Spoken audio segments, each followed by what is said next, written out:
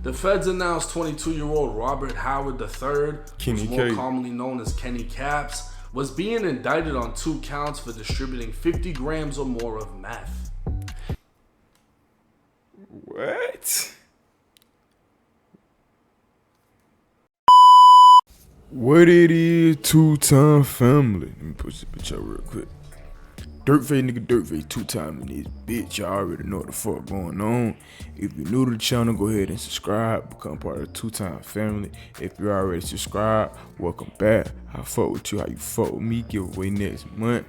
Go ahead and hit the like button and get us on the algorithm so we can get started. Cause on your big screen today, we got FOOLIO friend, Kenny K, Kenny Caps, Robert Howard, I think that's his name if I'm not mistaken, on the screen today. And this is why he could be serving shit at least 10 of goddamn life shit for this shit. You know, I don't even want too much talk to it. I want too much talk. I'm gonna let 10 out of J talk and we gonna break it down. Let's get into it. Shout out 10 out of J for the video. July 24th, 2024, the feds announced 22-year-old Robert Howard III, who's more commonly known as Kenny Caps, was being indicted on 2 counts for distributing 50 grams or more of meth. What? If convicted on both counts, he faces a minimum mandatory 10 years and up to a life sentence in federal prison.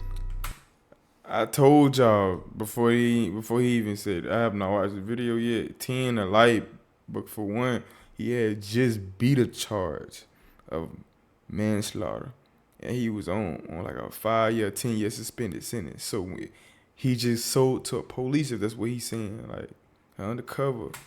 According to the affidavit, on June 11th, an undercover ATF agent communicated with Kenny through iMessage, who agreed to sell him a half pound of meth for $850. 2 days later, ATF agents along with detectives from the Jacksonville Sheriff's Office participated in a joint operation. They'd equipped the undercover with audio and video recording equipment along with $1,300 in cash. At 1:30 p.m., the undercover went to an address on Polk Ave, texting Kenny he'd arrived. Kenny walked out, got into the passenger seat of the undercover's car, and passed him the white bag in exchange for the money. After a short discussion, Kenny advised the undercover he could sell coke for reasonable prices, and by 1:35 p.m., the undercover was on his way back to the briefing location.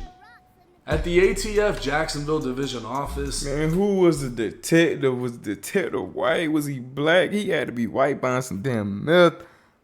No, man. What the fuck? Nigga, didn't you just get shot at, bro? Like, I get you gotta eat. What you think? Selling meth was the way, nigga? And they already watching y'all asses, nigga. What the fuck?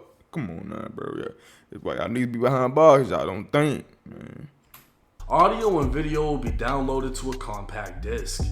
Kenny could clearly be seen selling to the undercover, was easily identifiable, and according to the ATF, the home that the deal went down at is Kenny's residence. Man, the bag would weigh up to 272 grams, testing positive for methamphetamine. So the feds essentially caught Kenny in a calculated trap, leaving him with no option but to plead guilty, as there isn't much to fight when you're on video. Calculated trap, calculated the feds. Transaction. Why did they wait? The feds had him on June 13th. FOOLIO would be killed on June 23rd, but it wasn't until July 24th when Kenny would be arrested and violate his probation. It's like the feds waited to see how Kenny would react, knowing his history. See, Kenny was no more than just an affiliate of FOOLIO, and back in 2018, his name would ring. Within the city of Jacksonville, 2 high schools would become known for their violent rivalry. You had William Raines on the north side and Robert E. Lee on the southwest side. Back in 2006, a 13-year-old was shot in a drive-by on his way home from a Raines game. In 2007, 2 students were shot after a Raines vs. Lee game when someone fired 15 to 20 times outside the stadium. In 2012, a fight after the Raines-Lee game ended with a 20-year-old being shot. In 2016, the sound of a falling grill resembled a gunshot, leaving players taking cover on the field as fans ran for safety.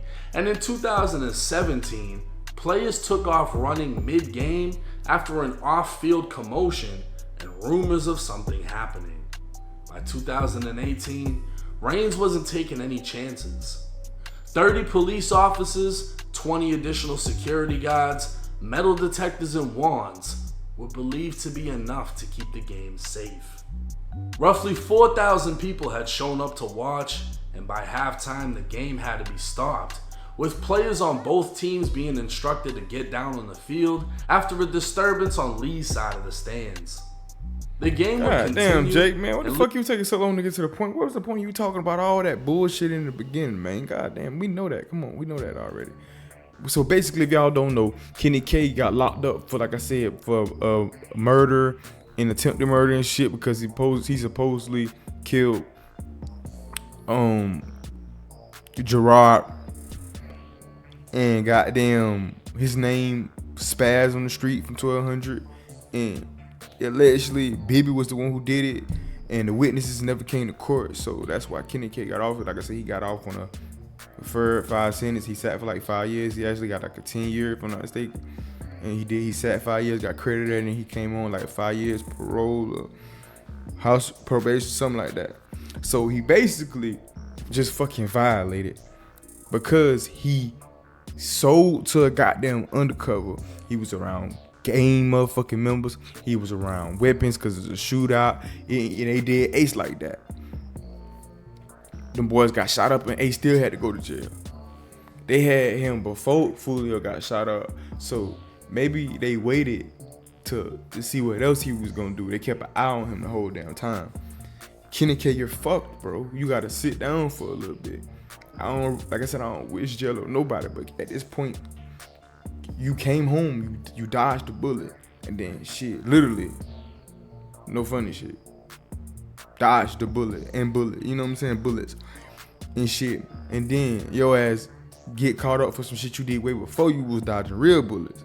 Bro, at this point, it's a cycle that black motherfuckers black males can't seem to wake up and grasp about how to sit the fuck down. Now, I'm not knocking you about how you gotta make your money, but you a rapper. Like I try to tell y'all, that music shit don't always pay for real. You gotta be big to be making shows. So them niggas still out here doing street shit, and that's why they still be caught up in shit. It makes you think about, you know, how much money FOOLIO was making, how much he was putting them on, and what they were doing. All type of shit take place, but the fuck shit happen to the people who keep doing the same thing and expecting different results.